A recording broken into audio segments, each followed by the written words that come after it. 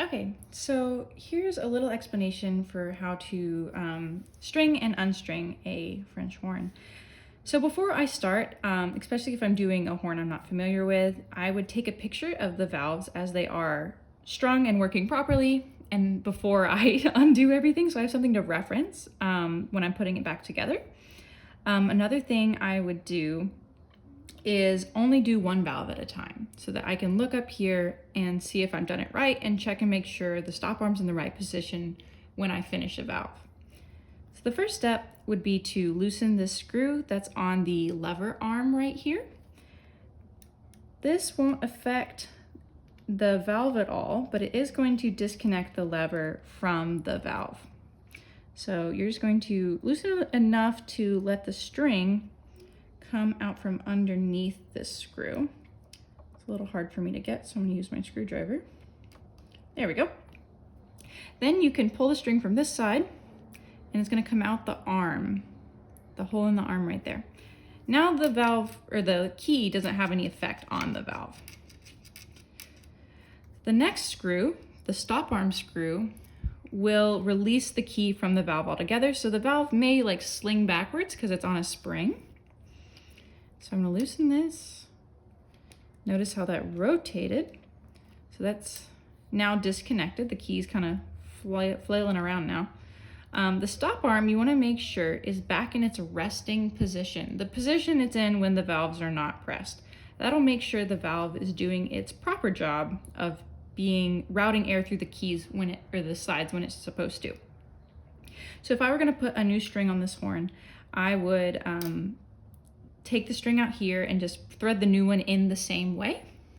I would tie a little knot on this and just to make sure it doesn't get pulled through this hole. You want to make sure you're putting it back in the same way it was originally. So for this horn, it's the opposite side. The knot is the opposite side of the stop arm. So we're going to pretend this is a new string. I pulled it back through. I'm also holding the key here because otherwise it's just going to fly backwards. You're going to run parallel to the bar here, come up on the right side of the center column and around the stop arm screw. It's kind of like a little pulley. So from here I can kind of adjust the height of the key, but not so much to where I can tighten down the screw yet.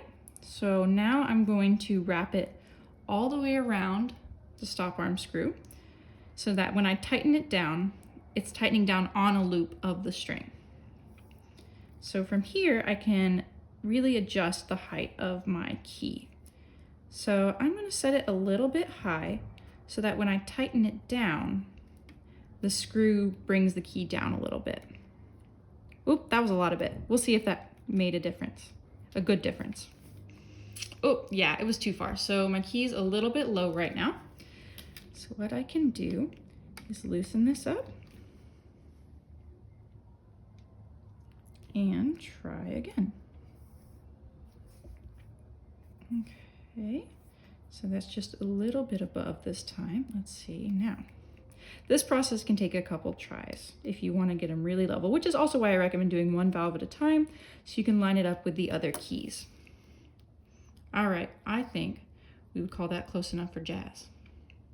So I'm going to leave that how it is. Maybe tighten the screw a little bit more. Now we can take this tail, wrap it the rest of the way around that center column, and now we're going to feed it back through the arm at the end of this key. So this can be tricky, especially if you're reusing a string like I am. It may not want to go through the tiny little hole that's on the end here. So you can try and force it, but I think what I'm going to have to do is cut off the end of this, which is a little bit frayed, with a very sharp pair of scissors, which is apparently not this. There we go. So now it's not frayed and it might go through this hole a little bit easier. There we go. So make sure that's on the outside of the column. Here we go. And then to finish it off, we just need to wrap it back around this key screw. So what I like to do is twist this so that the end part of the string is underneath. Ooh, this is kind of short. It might be hard to do. Underneath the loop. I'll show you.